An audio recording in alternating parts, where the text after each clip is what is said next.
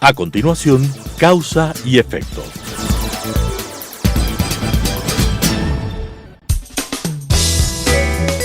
Clasificación B, bajo supervisión de un adulto.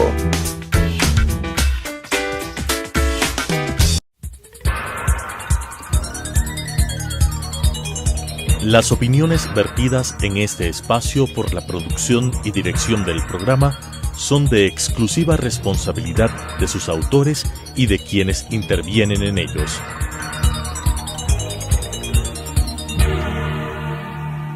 Telesucesos Canal 29 UHF presenta Causa y Efecto. Los efectos en política y economía analizados desde su causa, con la conducción de Diego Ordóñez.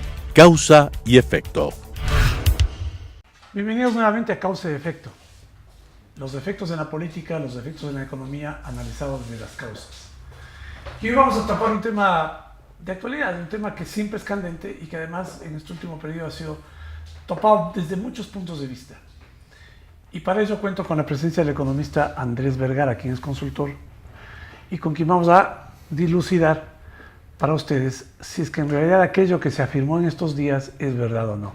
Andrés, gracias por venir. La pregunta de obvia, ¿no? ¿El IES está quebrado? Diego, primero que nada, siempre es un gusto verte. Muchísimas gracias por la invitación. A ver, esa pregunta es difícil responderla. Tendré que contar un sinnúmero de historias, pero la respuesta es sí, pero no ahorita, sino en el tiempo. Exacto. Pensamos un poco qué es el IES o cualquier tema de seguridad social. En Ecuador es un poquito sui generis cómo funciona. La seguridad social debería ser exclusivamente seguridad social. ¿Y qué es seguridad social? Es aportar, pero después jubilarse. En el Ecuador es mezclado con salud, lo cual no sucede en casi ningún país. Entonces, ¿cómo funciona cualquier seguridad social? Que fue un invento, yo creo que de Bismarck en Alemania hace un buen tiempo antes de la Guerra Mundial. Básicamente todos aportamos a un fondo estatal con la esperanza de que cuando ya hemos aportado lo suficiente, podemos retirar eso y tener una jubilación. Eso es en pocas cuentas lo que es una seguridad social. ¿Por qué ahorita se dice que está quebrado? No lo digo yo, lo dice Actuaria, que es básicamente el que le ha hecho todos los informes. El mismo IES lo dice. La OIT acaba de mencionar algo parecido, ¿no? Un informe que le enviaron, un informe voluminoso al ministro de Trabajo. Claro. Básicamente lo que está diciendo es que va a llegar un tiempo de que ya no se va a poder pagar. ¿Por qué? ¿Por qué funciona? En teoría, si es que todo estaría bien hecho con lo que uno aporta, se pone ahí y después eso va generando un poquito de intereses y en el futuro no simplemente retire ese dinero, ese capital más del interés. ¿Cómo funciona en el Ecuador? Bueno, y en gran parte del mundo es que se invierte mal o se da de más o hay medidas populistas que terminan mermando todos esos fondos. Entonces, ¿cuál es la solución? Que la gente que está aportando pague por los que ahora están jubilados. Por eso es que se dice que está quebrado, que en un futuro... O un futuro, porque una quiebra quiere decir que hay imposibilidad de pagos. Hay imposibilidad de pagos, claro. Es una empresa o una persona que no tiene para pagar. Y eso en este momento no está sucediendo. Pero hay un nivel de descapitalización del fondo de pensiones que avisora que va a llegar un momento en donde no va a haber dinero para pagar. Claro. Ahora, pensando en lo conceptual, ¿no? Tú mencionabas este modelo creado desde antes, a final del siglo XIX. ¿Por qué funciona bien en otros países? Digamos Chile, ¿no? ¿Por qué es que el sistema de seguridad social y los ahorros previsionales han significado una fuente de ahorro y de inversión? Y en el Ecuador, ¿por qué tenemos este sistema obligatorio? ¿Por qué tenemos que pagarle al seguro social obligatoriamente y no podemos escoger? Excelente pregunta. Bueno, en Chile es privado, por empezar, ¿no? Sí, es obligatorio ahorrar, lo cual yo considero que es una política adecuada. Sí, debe ser obligatorio ahorrar. Pero uno decide dónde. Uh-huh. Y no solo que decide dónde, decide en qué fondo ponerlo. Hay unos que dan más tasa, que son más riesgosos, eso siempre, entre más tasa, más interés, más riesgo. Otros que te pagan menos, pero son más seguros. Aquí en el Ecuador, nosotros ponemos y supuestamente lo invierte. En Chile, todos los meses los que aportan reciben un reporte, un informe, su plata está ganando tanto, bajo el mercado, no bajo el mercado, sigue bien. Aquí no tenemos la más mínima idea cómo se aportó y en teoría deberíamos estar recibiendo todos. Entonces, en ese sentido hay competencia y es del sector privado, y el sector privado no tiene el poder que tiene el Estado para poder un poco decirle, vea, no le voy a poder pagar, le pago después, o voy a tener problemas, ya no se jubila a los 70 años, sino a los 75. Con el privado no hay cómo hacer eso. Es un contrato entre dos. Entonces, si una parte no cumple, hay problemas. Es que es parecido, y eso a veces me parece que es como explicar lo obvio, ¿no? Pero muchos ecuatorianos no estamos, o no terminamos de comprender la diferencia entre un sistema de acumulación, ¿no?, que es el chileno, donde tú acabas de mencionar, tú aportas y es como depositar en un banco. El banco te da un reporte de tus ingresos, de lo que has aportado más los rendimientos. Entonces, es la cuenta individual que tú manejas. La otra es el sistema de reparto, que es todo dentro de un fondo, como está en el Ecuador, y no sabemos cuánto tenemos de aporte al fondo de cesantía, al seguro, al fondo de salud. Pero ¿tú crees que el problema del IES ahora puede solucionarse con esto de que el Estado le pague el 40% que está previsto en la ley desde el año 2001, me parece, como obligatorio para financiar el fondo de jubilación? No, la respuesta es no. Yo no creo. Una cosa más, que te respondo la pregunta en un segundo. Algo que no oigo mucho.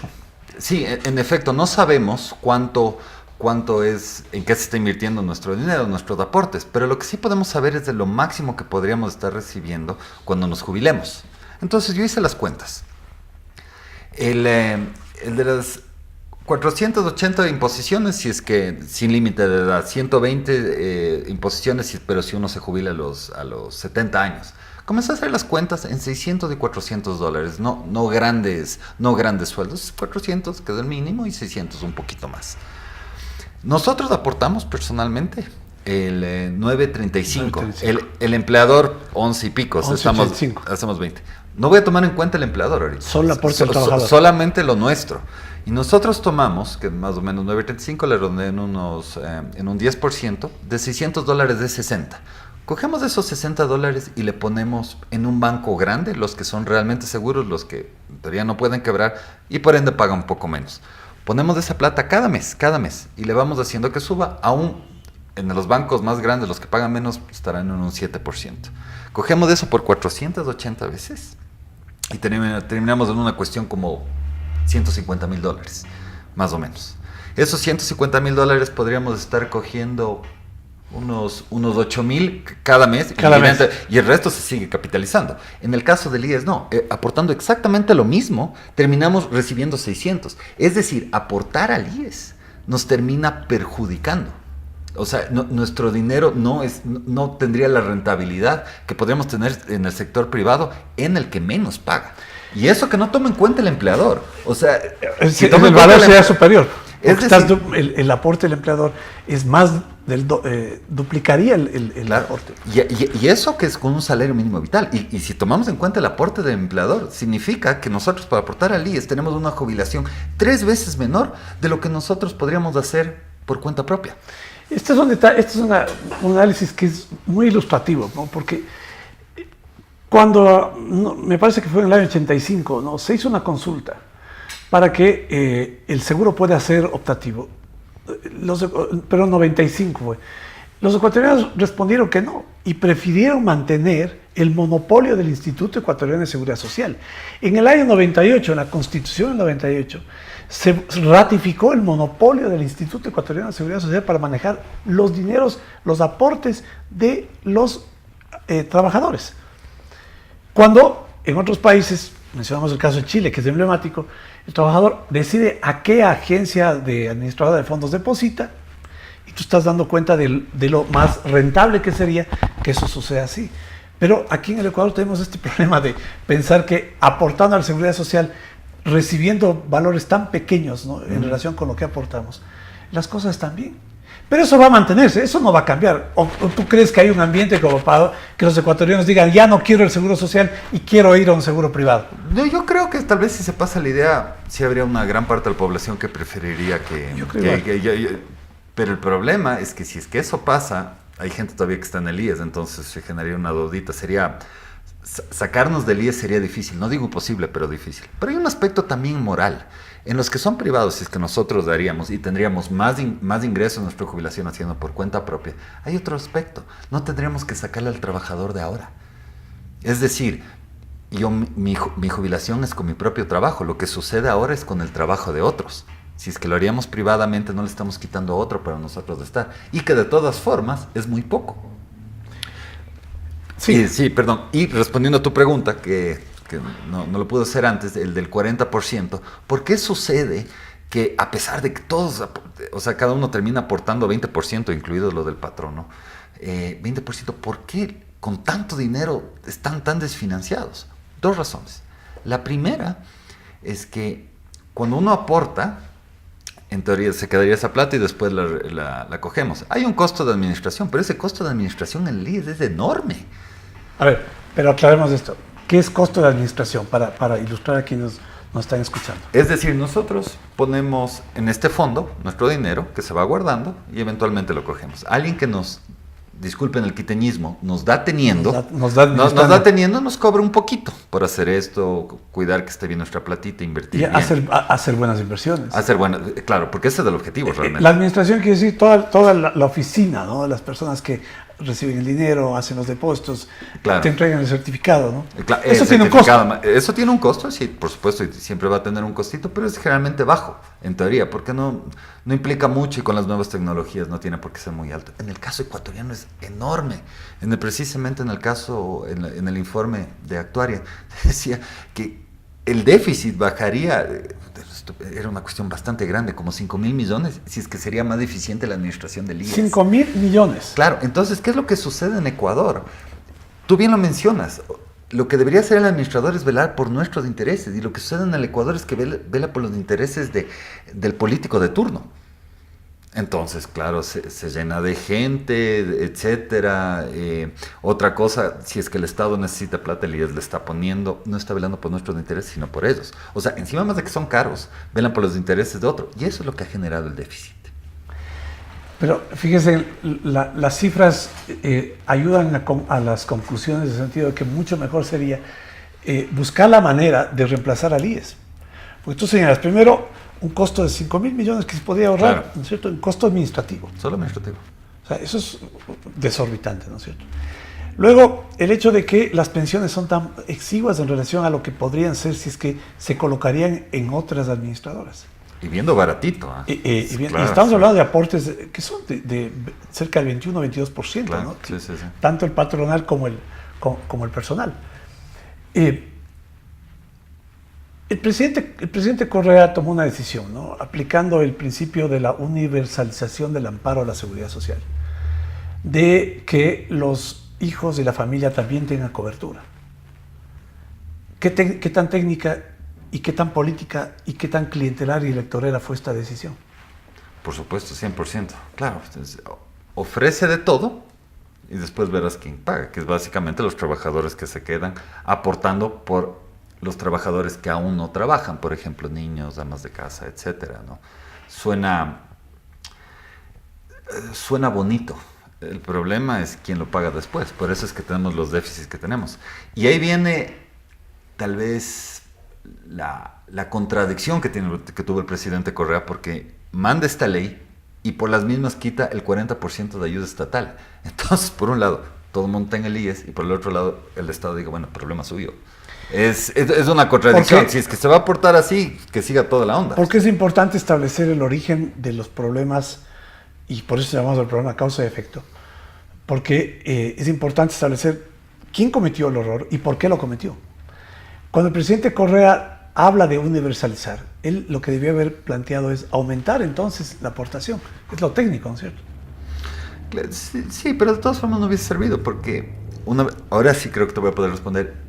Inclusive con que ya ponga el 40% de la pensión de subsidio para los jubilados, de todas formas no sirve por todo lo que hemos hablado. No se invierte bien, va a cosas que no tienen suficiente retorno, se va en administración, se cubre a demasiada gente que no aporta. Por más que ponga 40, ponga 50, inclusive hasta el 100, el problema va a persistir. Por eso es que pensamos que el problema del seguro social no es un problema que se resuelve con fórmulas técnicas, ¿no? Porque cuando hay un problema de este estilo, todo el mundo sale a buscar los técnicos, ¿no? Técnicos de seguridad social estatal. Y el problema es estructural. 100% estructural, por supuesto. Lo que quiere decir que no hay que resolver el problema estructural para solucionar el problema de la seguridad social. La seguridad social, no el destino del Instituto Ecuatoriano de Seguridad Social, sino cómo solucionamos el problema de la cobertura de seguridad social en el Ecuador. que es un problema estructural y tú lo adviertes. Si 100%. el Estado paga el 40% igual, es plata que se va a ir como arena en las manos, ¿no? Yo creo que en el sentir popular, el aporte al IES se siente como impuesto, cuando no debería ser así. Es una contraprestación. Se es siente una prestación ya, para... ya plata perdida prácticamente. Ojalá reciba alguito, es lo que dice. O sea, no se ponen a ver que están en su derecho que lo reciba. Ahora, puede ser que hay una otra persona que defienda el sistema de seguridad social actual por el tema del BIES. Claro, porque ahora ya pueden adquirir casa más fácil de lo que era antes. Pero si uno comienza a hacer las cuentas de lo que uno aporta al IES y lo que le paga al BIES, que es créditos relativamente bajos, de todas formas sigue perdiendo. O sea, eso creo que es lo único que la gente podría rescatar, que siga la existencia del IES, el BIES. Pero de todas formas, haciendo las cuentas, nos damos cuenta que parece barato, pero en verdad es mucho más caro lo que estamos pagando por el crédito hipotecario. Si el Estado le paga, si va a tener dinero, que también es un tema para otro Sí, programa, claro. ¿no? Le va a pagar los 2.700, 2.500 millones que dicen que le debe por el fondo de salud. Tampoco vas a solucionar el problema. No, por supuesto que no. No, y la salud es un tema que no hemos topado todavía. Pero topémoslo. ¿Cómo es- funciona? Describamos cómo funciona un sistema de aseguramiento privado, ¿no? Cuando uno tiene seguro de salud, hay un aporte y hay una contraprestación. Aquí el Seguro Social ecuatoriano, contra un aporte, te paga, cubre seguro del aportante, de la familia y del jubilado, que ya deja de aportar. Claro. Aquí hay un punto que hay que tomar en cuenta. Cualquier tipo de seguro privado o estatal, cuando uno es joven, es más barato. Cuando ya es mayor, es mucho más caro. ¿Por qué? Porque cuando uno es joven... Estás más propenso a enfermedad. Exactamente. ¿Cómo funciona el aporte del IES en el tema de salud? Nosotros como tal no pagamos. El que paga es el empleador. Es 5.37%. Estamos hablando de unos $30 más o menos, si es que fuese el salario mínimo vital. Con $30 alguien joven se puede conseguir un seguro privado bastante decente. Cuestiones de $30,000, $40,000. Por supuesto que hay cobertura. De cobertura. Por supuesto que hay una prima. Algo que uno tiene que pagar mínimo, lo que no pasa en el IES. Pero de todas formas, si es que volvemos al otro tema, si es que uno pondría en una especie como de fondo, simplemente con la plata de uno mismo, para cubrir esta prima, saldría mejor. Inclusive en el caso de salud, cuando uno es joven. Cuando uno es mayor, ya acumuló lo que quiera de dinero, no debería tener problema. Pero ¿cuáles son las ventajas? Veamos las ventajas de la aportación a la seguridad social. Con el aporte que haces, te cubren cualquier tipo de enfermedad. Si no, hay incluso casos de enfermedades catastróficas, de costos muy altos de medicinas que paga el seguro social. ¿Y eso qué pasaría si eres aportante a un seguro privado? A ver, si es que por ley, y no solo en el Ecuador, en cualquier parte del mundo, si es que uno tiene un seguro privado y sigue pagando, y en el momento que uno sigue pagando le da, Dios no quiera, cáncer, tiene que pagarlo, de todas formas. O sea, el seguro privado no puede desechar el contrato unilateralmente. Pero es hasta un límite. Por supuesto que hay un límite, pero no lo puede desechar. Es decir, el privado no es tan malo siempre y cuando uno empiece antes. Uh-huh. Pero es una cuestión ya más de responsabilidad individual, estar asegurado todo el tiempo. Claro, por supuesto con el IES no hay ese problema, pero de todas formas al IES se le vino aportando bastante tiempo. Es decir, las enfermedades catastróficas con el privado o con el público son exactamente iguales. No me van a desechar en el privado si es que sigo aportando. Como tampoco me desechan en el otro porque sigo aportando también. Ahora, de hecho, a las personas de menores recursos, en teoría, el Estado, según la Constitución, tiene la obligación de darle salud gratuita a través de la red de hospitales que dependen del Ministerio de Salud. Uh-huh. Entonces, el trabajador tendría opción, aquel que puede pagar un seguro, pagar un poquito más pensando que va a tener una mejor cobertura en salud. Porque tú vas a hablar del seguro social, ¿no? La gente que usa el seguro social pide una cita y espere nomás. Claro. Vaya alguien y revise en las salas de emergencia de los hospitales de seguro social si hay la atención rápida como podría, en contraste con lo que puede recibir en un seguro, en un aseguramiento, en un hospital que uno escoge luego de pagar un seguro privado. Bueno, estas diferencias, ¿no? Fíjese que son importantes, sobre las cuales habría que profundizar, pero el tema de fondo es que, como Andrés me lo decía hace un momento, es que el problema de la seguridad social no se va a resolver porque el Estado le pague los 2.500 millones, porque el Estado le pague el 40%. Y el problema es un problema estructural de fondo. ¿Cómo corregir este déficit, o sea, este problema de los 5.000 millones, sino resolviendo estructuralmente la forma en que está administrada la seguridad social? Pero hablemos del informe. Tú mencionabas Actuaria, ¿no? Hay otras han hecho, me parece que lo OIT también. Contémosles a los ecuatorianos qué es esto de la reserva matemática y por qué decimos que el IES está quebrado no ahora y sino adelante. Está quebrado adelante porque hay un tema más que no hemos topado, que es el tema de demografía, no solo en el Ecuador, sino en otras partes del mundo. Ahora crecemos como población mucho menos de lo que crecíamos antes. Y como está el sistema hecho, que no debería, pero está hecho así, de que un jubilado es financiado por los que trabajan, para ser exactos, en el caso ecuatoriano son 8 trabajadores por un jubilado. Pero vamos más despacio en estos conceptos. Ya. Cuando hablamos del problema demográfico, quiere decir que en el Ecuador tenemos ahora menos jóvenes, porque están naciendo menos de lo que nacieron antes. Es decir, la población se va a envejecer. Se va a envejecer. Lo que sucede en Europa.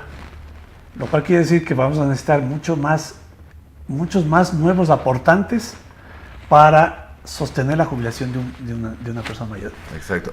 Diego, no, lo dijiste mucho mejor que yo. Pero sí, es precisamente eso. Entonces, ¿a qué es lo que se refiere que está quebrado? Es que en un futuro no va a haber suficientes trabajadores para cubrir las pensiones de los jubilados. En buen cristiano es eso, ¿no? También no está quebrado por el hecho de que las aportaciones ahora son insuficientes. Porque cuando haces todo este análisis de el costo administrativo, las malas inversiones, el trabajador está aportando lo suficiente para tener una buena jubilación en el futuro. Sí, respondiendo a tu pregunta, como yo le vería, yo no creo que es un problema de ingreso, yo creo que es un problema de costo. Yeah. Claro, sí, si tuviesen más ingresos, más aportaciones, o la edad jubilar se prolongaría, es decir, ya no le tiene que pagar a los jubilados, sino los jubilados tienen que seguir aportando, van a encontrar alguna manera de expandir los beneficios o de expandir el costo de administración. Entonces, por más que se ponga dinero, creo que el problema no ha persistido en el gobierno de Correa. Yo creo que esto va desde hace mucho tiempo. Muchísimo tiempo. No se arregla por ese lado, se arregla por el lado de costos. Si tendría que darse una solución, por supuesto, yo estaría de acuerdo que cada uno decida dónde poner, por las razones que mencionamos antes. Si así lo haríamos, primero que nada, no estamos perjudicando al resto de gente y tuviésemos mejores beneficios jubilares y de salud. Pero eso poco difícil. Si es que podría encontrar tal vez una solución intermedia, sería de que el IES pase la administración a los representantes o a un representante de los dueños, que vendrían a ser los jubilados. No entiendo los aportantes. Los aportantes. No entiendo por qué el presidente de la República tiene que poner el directorio. La verdad no entiendo. ¿Cuándo se ha visto?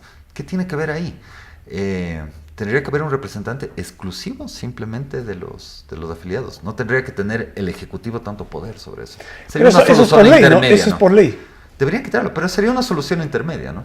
O sea, lo que tú estás planteando como alternativa es privatizar la administración. Claro, de los dueños. O sea, que es lo pase justo. al mando de los dueños. ¿Qué es lo justo? ¿Qué es lo justo? ¿Por qué tiene que administrar otro? O sea, digamos que mañana el Consejo Directivo, para ser operativo, le pasa esto a una administradora privada para administrar. Tipo concesión. Tipo concesión de la administración del IES. Es buena idea. No se me ha ocurrido. Sí. Porque, fíjate, hubo un experimento interesante. El Banco del Pacífico fue administrado en concesión por una empresa española, cuando el Banco del Pacífico pasó a ser estatal. Y el Banco del Pacífico mantuvo durante el tiempo la administración de los españoles niveles de rentabilidad, ¿no?, de solvencia, mucho mejores, o digamos en el nivel más alto de la mejor banca administrada privada. Funcionó. ¿Por qué no hacer esto en la seguridad social? Porque lo que tú planteas es un tema de fondo. ¿Por qué el Estado administra plata privada? ¿Por qué le damos al Estado, a la burocracia, a los políticos, la posibilidad de administrar nuestros recursos? Exacto. Debería ser nuestra potestad exclusiva y de nadie más. Y conjunto de accionistas y todos los meses. Que deberías tener, porque son los dueños de ese dinero son los aportantes. Son los trabajadores, son los que están en relación de dependencia. ¿Te parece equilibrado, para terminar, Andrés, te parece equilibrado y no crees que es un subsidio regresivo el que el Estado pague el 40% de los jubilados? Es decir, la población aportante en detrimento de los que no tienen seguridad social, que son 50% de ecuatorianos. Hay que hacer un poco de... 50% de la población económicamente activa. Hay que hacer un poco recorderis de cómo nació esa ley. Era básicamente porque al presidente Correa no le gustaba estar pasando tanto dinero. Que dicho sea de paso, no lo pasaba. Pero lo poco que pasaba le estorbaba tenerle que pasar leyes. A pesar de que él fue el que le volvió un poquito más populista con más prestaciones. Pero, ¿cuál era la contraparte? Dijo, ok, no pagamos del 40%, pero si es que le falta plata a los jubilados, es del 100%. Imagínate, peor. Que obviamente les va a faltar. Si tendría que adivinar, él hizo eso para pasarle el problema a otro en 12, 10 años. Claro, momento ya no hay cómo pagar, pague todo usted. O sea, dejar el 40% o no dejar el 40% no arregla el problema. Independientemente si nos vemos con la ley de Correa o con la anterior. Eventualmente va a haber el problema de que no va a tener por qué pagárselas. Hay otro tema, ahí el fisco tiene que tener, para poder cubrir este 40%, tiene que tener el dinero, lo cual desde 2009 no tiene. Estamos en déficit fiscal, es decir, el Estado recibe menos ingresos de lo que gasta. Es decir, el déficit se sigue aumentando. El 40% no arregla nada porque simplemente el que tiene que pagar ese 40% no tiene el dinero. Los ecuatorianos festejaron que la Corte Constitucional declaró inconstitucional una ley por la cual ahora el Estado tiene una deuda adicional, una deuda que no puede pagar. Que no puede pagar. El problema de la seguridad social no es un problema que se soluciona con medidas temporales, es un problema estructural y fundamentalmente un problema de manejo político. De que muchos de los gobiernos consideraron que el uso de los recursos del seguro eran, como Correa mismo lo dijo, parte de los recursos públicos, administrables como si se tratasen dineros de la caja fiscal. Hay problemas de la seguridad social en cuanto al fondo de jubilación, en cuanto a las prestaciones de salud. Y el concepto de la quiebra, no es algo que ahora uno puede calificarlo, pero proyectado en el tiempo, evidentemente que esa afirmación es cierta. Este programa ahora aporta algunas ideas, algunos criterios respecto a cómo solucionar ese problema. Ojalá, difícil, porque siguen interfiriéndose intereses políticos, ojalá se considere que la solución estructural del problema de la seguridad social significa sí tomar una decisión política de quitar la política de la administración de esa entidad. Nos vemos en el próximo programa.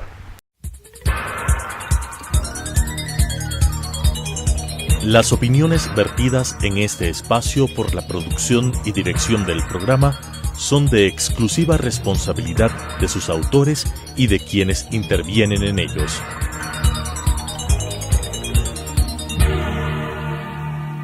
Telesucesos Canal 29 UHF presentó Causa y Efecto. Los efectos en política y economía analizados desde su causa, con la conducción de Diego Ordóñez.